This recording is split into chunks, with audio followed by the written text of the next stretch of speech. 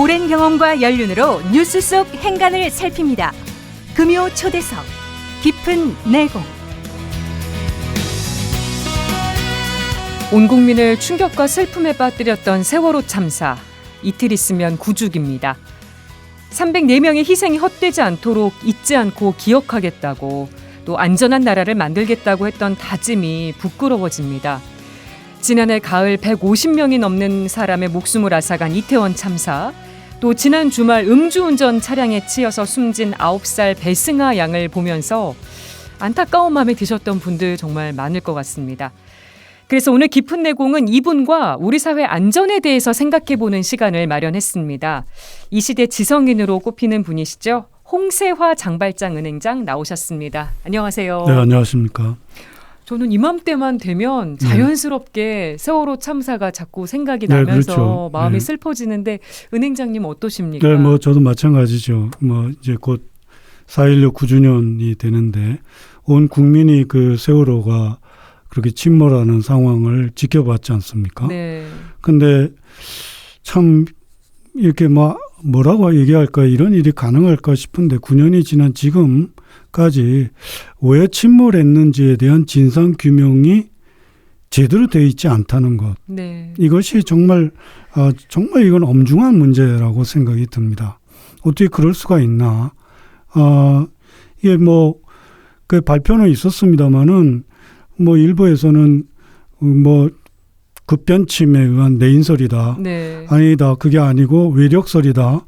이게 지금 있었어요. 여러 가지 설이 지금 나와 있는 상황이고, 국민들 따라서 다 각기 의견이 다르고, 왜 어떻게 이럴 수 있는가? 우선 제일 중요한 게 진상이 규명돼야 이런 일이 다시는 일어나지 않을 수 있는 길을 열 수 있는 것이 진상 규명인데, 9년이 지나도록 그 엄청난 그 참사의 실체가 드러나지 않고 있다. 네. 네, 그리고 그 문제가 가장 심각하고, 바로 그런 일이 결국은 이태원 참사로 다시 또 드러나게 되는, 네. 또 확인하게 되는 이런 상황이 아닌가. 그리고 여기서 가장 중요한 것은 역시 진상규명도 안 된 데다가 국가 권력기관의 책임 회피가 그대로 관철되고 있다는 거예요. 예. 네, 세월호 사건도 그렇고 이태원 참사도 그렇고, 이런 상황이 왜 일어날까?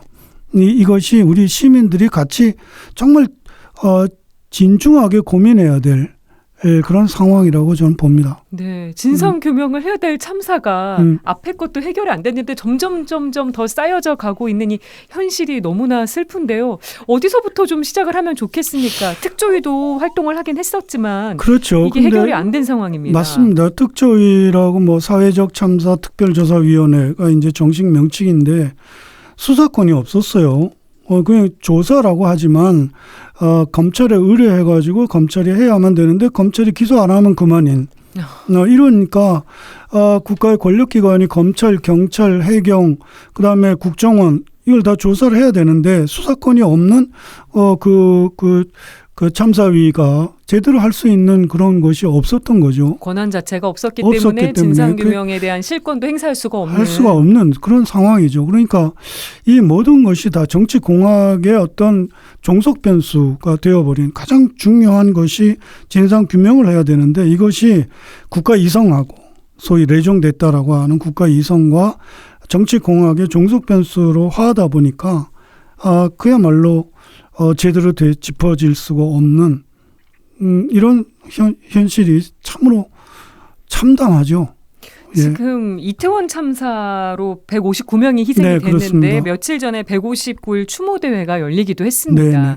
이태원 참사 유족들도 똑같이 지금 진상규명을 외치고 있거든요. 네, 맞습니다. 요건 어떻게 좀 그러니까 이게 이제 좋겠습니까? 앞서 말씀드린 대로 이 책임 회피의 문제인데요. 그러니까 책임을 제대로 지고 그래야 되는데, 설령 그것이 직접적인 책임이 없다 하더라도 국가는 제일 먼저 사회계약론에 의해서 국민의 생명과 안전을 1차적으로 책임지는 주체입니다. 네. 그게 사회계약론의 아주 기본이잖아요. 왜냐하면 모든 사람이 주권을 일부 할양한 거거든요. 양도한 거거든요. 국가에. 네. 왜 양도했냐? 바로 생명과 안전을 지켜주는 것이 국가이기 때문에 그러면 직접적인 이 책임이 없다 하더라도 도의적 책임, 정치적 책임을 져야 하는데 이 윤석열 정부에서는 아무도 책임지고 있지 않은 이런 모습도 보이고 있고 그러니까 이 진상규명도 안 되는 데다가 책임은 계속 회피되고 있는 네. 이런 상황이 정말 이게 정말 나라냐라는 얘기가 나올 수밖에 없는 이런 현실을 맞닥뜨리고 있다고 저는 생각하고 있습니다. 이태원 참사 관련해서 이상민 행정안전부 장관 네. 탄핵 재판이 시작이 됐는데 네. 이거에 대해서 또 책임을 회피하는 발언을 했습니다. 유족들은 그렇죠. 책임이 있다는 주장을 하고 있고요. 네, 그렇습니다. 이 상황도 참 맞습니다. 그게 이제 앞서 말씀드린 정치공학의 이 종속 변수인 거예요. 모든 것이 이게 정책 입장에서 나에게 이로우냐 그렇지 않느냐로 그 기준을 세우고 있는 그러니까 국민의 생명 안전이 궁극적인 목표가 아니고 자신의 정책 입장이 가장 중요한 이런 그러니까 이 갈등은 그야말로 치열하게 일어나고 있고 그 모든 문제가 지금 그렇지 않은가 이런 생각이 듭니다. 외교 문제든 뭐 북한 문제든 네. 이 안보 문제든 경제 문제든 모든 것이 다 자기의 정책 입지에 이로운가 아닌가가 기준인 이런 상황에 지금 만나고 있다라는 생각이 들어요. 이태원 참사는 누구의 책임이 가장 크다고 보십니까? 그거야 이제 워낙 이제 저는 그런 생각이 들어요. 그러니까 세월호 참사의 진상규명도 못한 이런 현실, 그런 국가라는 이런 상황이고, 그 다음에 워낙에 지금 계속 말씀드린 것 같이 모든 걸 정치공학적인 면으로 바라보고 있는 이런 문제들, 그 다음에 또 하나는 책임 회피에 지속되고 있는 이런 상황들, 그건 내 책임만 아니면 그만인 이런 생각들, 그리고 전반적으로 보면 지나칠 정도로 생명 중심 사회가 아니고 돈 중심 사회라는 것. 이것 역시 이 간접적인 영향은 주지 않았겠느냐 이렇게 생각을 합니다. 네. 지난 주말에는 대낮에 9살 여자아이가 네. 어린이 보호구역에서 음주운전 차량에 치여서 숨졌습니다. 네, 그 슬픈 일이죠. 참 비극적인 일이 자기가 다니던 학교 바로 앞에서요. 네, 비극적인 일입니다. 그 음주운전을 정말 그건 계속 그 음주운전의 문제가 굉장히 심각하게 제기되고 있는데 네. 그게 시민들이 그걸 제대로 받아들이지 않고 이렇게 일탈하는 모습들을 보면 이 사회가 지금 정상적인 사회가 아닌 그런 것을 반영하고 있지 않은가 네. 이런 생각까지 듭니다. 지금 음주운전으로 생명이 계속 잃는 일이 반복되고 있어서 처벌을 강화하는 법에 또 희생자 이름이 붙기도 하고 그렇습니다. 있는 이런 현실인데 좀 근본적으로 어떤 대책이 필요하진 않을지.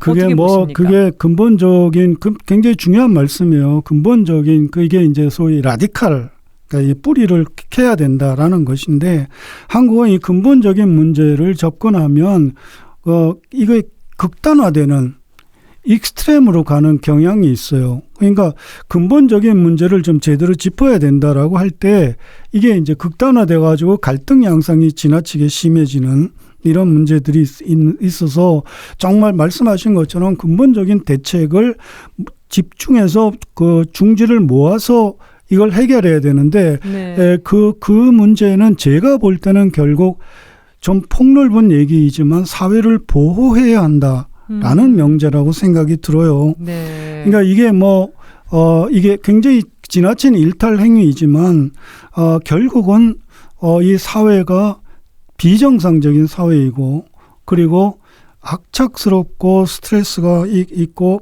저는 각박함을 넘어서 악착스러운 세상 사회가 아니냐. 그리고 스트레스가 워낙 심하고 너무 빨라야 되고 이런 데서 결국 출생률도 세계 최저인데다가 그 자살률은 세계 최고인 네. 이런 사회에서 어떤 일탈적인 이런 모습들이 학폭이든 뭐 이런 지금 말씀하신 그 음주운전에 의한 학생을 치어서 이렇게 그런 그 불상사를 정말 참담한 일이 일어나건 이런 일들이 빈번히 나오는 것이 아니냐. 그래서 제가 말씀드리고 싶은 것은 온유함을 되찾아야 된다. 온유함이요. 네, 온유함 이게 이제 그 예수님의 가르침에도 저는 있다고 알고 있는데요. 온유해야 된다.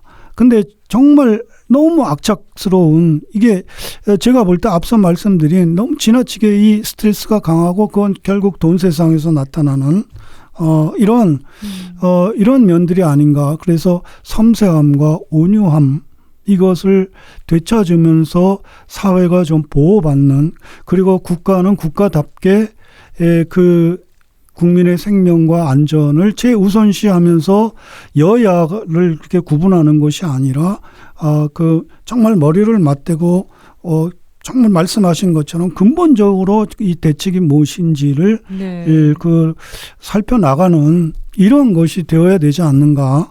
특히 세월호 이 9주년을 맞는 이 시점에 너무 정말 답답하고 그렇습니다. 네. 네. 음주운전은 근본 대책 마련과 함께 또 개인의 경각심도 좀 필요해 보입니다. 물론이죠. 이게 스스로도 주의를 기울이고 네, 그렇죠. 충분히 그건 조심을 해야 되는 사안인데. 그렇죠. 그건 뭐 두말할 필요도 없는 일인데 그게 이제 그런 일들이 왜 일어날까라는 데서 결국 이 사회에 어떤 그런 일탈이 일어나게끔 만드는 그런 조건들, 환경들 이런 거에 대한 점검도 필요하다고 보는 거죠. 네. 마약 문제도 좀 짚어봤으면 네. 하는데요. 강남 한복판에서 음. 학생들한테 마약이 든 음료를 마시게 하는 이런 사건이 또 발생해서 국민들한테 충격을 줬습니다. 네.